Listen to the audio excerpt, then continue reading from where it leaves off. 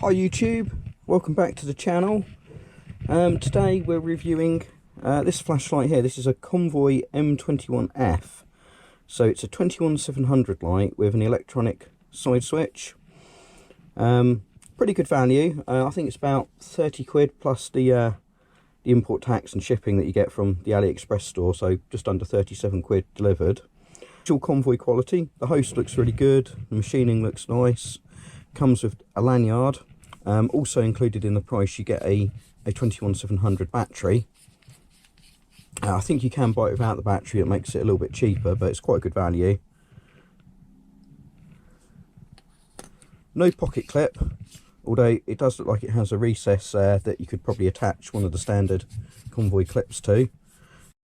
Shame they don't supply it with a pocket clip. We've got onboard USB charging, so it's USB-C socket there.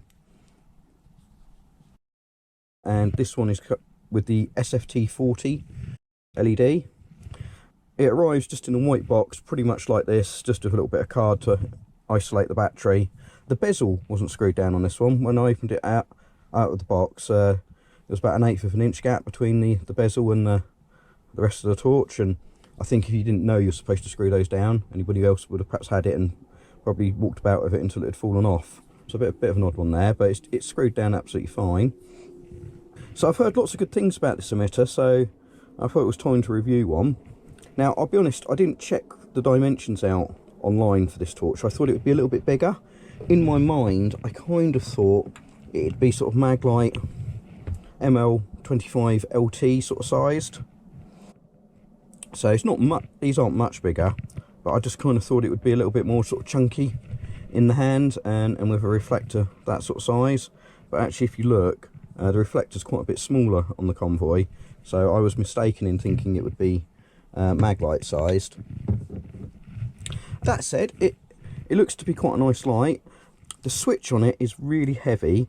I think it will definitely avoid accidental activation, and it is quite low profile. Although this is too big really to go in sort of a jeans pocket. It's definitely a coat pocket sort of sized torch. But you basically click to turn it on, click to turn it off, and it has memory that you can't turn off, which is a bit of a shame. And when it's on, you basically click and hold and it will ramp up, so that's the brightest. Click and hold and it will ramp down. So it's not quite like an Anduril light there. The ramping on it feels a little bit lazy when you're actually using it. It has a flash at the top and the bottom, quite evident, but it's okay to use. There's not really a problem there. It does have like an access to a low or a moonlight, so you do click and hold and it will turn on, which you kind of think's great, but then when you're here you can't do anything. If you click and hold, it doesn't ramp, which is quite a disappointment. So it means if you do want a little bit more light, you're kind of buggered. You've got to turn it off and just hope that the last memory mode wasn't high. In this instance it was. So yeah, I think the UI really needs a little bit of thinking about to make it sort of usable, more fit for purpose. Aside from that, you know, I think it is not a bad light at all. I didn't particularly notice any PWM on it. I don't think there's any on the lower outputs. And the beam's good. I mean, as you can see, we've got quite a really crisp sort of clean beam. No artifacts in it. It is quite cool. I think these are rated at 6,500 Kelvin. And I had seen some shots online of this emitter and thought they looked a bit blue. But I'm pleased to report this one is just very cold white. It doesn't really have much blue in it. On my light meter, I did record 96,000 CD, so not bad, just under 100,000, and I'm getting just over 1,600 lumens out the front. Convoy doesn't make any claims for the beam distance, but they do say 2,000 lumens, so we're a little bit behind the curve on that, but not massively so. It could just be my light box reading different units for a lumen. I did try it on a Samsung 30T and it improved performance slightly. I did just breach 100,000 CD with it, but it wasn't massively different, to be honest. So I think running the battery it's supplied with is absolutely fine. What we will do though is when we take it out and do some beam shot comparisons, I've got some other lights to compare it to. So I've got the Noctigan KR1. Now the reason I'm really comparing this is I've got the W2 Osram emitter in this one, and if we look, The lenses are, I think, the same size. If not the same size, they are as near as damn it. There's not a lot in it, considering this is quite a lot bigger host. I mean, you can see how much longer it is, and definitely it's quite a bit chunkier and heavier. I'd expect this to handle the heat better. You know, you're going to be able to run it on high for longer, which is going to be the benefit of having that extra mass there. But I was surprised that it didn't have a bigger reflector, which might be why we're only getting, you know, just around 100,000 CD. This light here is rated for very similar, although I think I recorded 95,000 CD on turbo. This is, of course, an 18650 light. I've got Samsung 30Q in here, so it won't last as long, and the battery's going to sag more, and obviously due to the heat, it's not going to handle it as well. And I do have this little light here as well to compare to. So this is the MSR D1 Mini. Now the reason I want to compare it is the fact that you can also get this light and this light with the SFT 40, or you can get them with the Osram W1 and W2 emitters. This particular one has got the rather expensive SPT 90.2 in it. So it'd be quite nice to compare that, because lots of people say not to go for that and go for the SFT 40. Again, we can see the reflectors are very much the same size, but I believe these are running essentially the same reflector anyhow. And likewise, I think we're still lacking a bit of mass and surface area between these two. But it does show that even though this is an 18650 light, it is significantly smaller than the Convoy M21F, to the point that this I would EDC in my jeans pocket. You know, you can go in your pocket and clip down. This, most definitely not. That is going in a coat pocket. But what we'll do is we'll get them out in the dark, and we'll give them a real good test and see. But so far, I think this Convoy is good value for money. Definitely, it seems to perform well. And I've got no real complaints about it at all, apart from the fact that that switch is just a little bit heavy. When you're charging, by the way, the switch lights up, so it's red to show you the charge state, and green when it's fully charged. And there is a click procedure you can do to tell you the battery voltage. Unless I'm going to carry the instructions around with me, it's probably not something I'm going to remember. And likewise, you can turn, instead of having the ramping mode, smooth ramping, you can turn it into 4 different steps.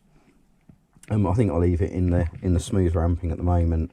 I think really the biggest shame is the fact it's got that mode memory. I'd much rather the fact that I wish you could turn it off and know that you could bring it on into a low mode. In fact, it almost does it, because you can click and hold into its moonlight mode, and if you could then just access the rest of the outputs from here, it would be vastly better as a torch. You can double click it to go straight to turbo or high. I couldn't see any difference between turbo and high on the light meter. I just believe this is the top of the ramp, and you can do that from any point. But that switch is really quite heavy, and you kind of have to prime yourself ready to click it twice. It's very easy to click it once and not be quick enough with your thumb or your finger to do 2 clicks, because it is a heavy switch. You know, and that will work from off or when you've got it on any output. I think you can double click it. But to be honest, if you're on moonlight, chances of wanting to go to the highest output are pretty slim. What you really want to do from moonlight is probably go a little bit brighter, because it might just be not quite enough light for what you want to do. But certainly if you're getting up in the middle of the night, you may not want, you know, full 1600 lumens straight away. I do wish these torch companies would think a little bit more about the user interface and actually how you're going to use a light. I can't be the only one that wants to use things like this. In fact, I would think I must be more like most people. You know, you kind of want predictability. You want to know what it's going to do when you go to turn it on. I don't want it to be a mystery box. But there we are. Convoy M21F. Let's get it out. Let's do some beam shots. So we're outside with the Convoy M21F. Let's fire it up. So we've got the moonlight mode. As you can see, this works quite well, reasonably close up. But I say kind of trapped. You can't do anything with this mode now, except for turn it off or go to turbo. I'm going to turn it on, but I think I had it on high previously, so we'll see what it does. Yeah, looks like it's high. Hold it and ramp it down. It's a low output. Ramp it back up. That's high output. So the beam's quite nice actually. It's really sort of clean. No real artifacts in it at all. And definitely it's got some throw. Hopefully you can see down there there's a pylon with a transformer box on. We've got some trees. It's not extreme distance, but we can sort of shine it across the field and down the track. Got a tree over there. And of course we've got the car just here. It is cool white, but I say it doesn't particularly look blue or horrid out. And definitely in isolation it's absolutely fine. I've got no trouble with this. I did say we'd do a bit of a comparison against the little KR1, as it's got the Osram W2 emitter in it. So we'll fire that up. So unlock it first. So that's just on high, not turbo. So we've got the Convoy on the right and the Osram on the left. Let's just put that to turbo. So I don't know, we've got the pylon there. Scan across field.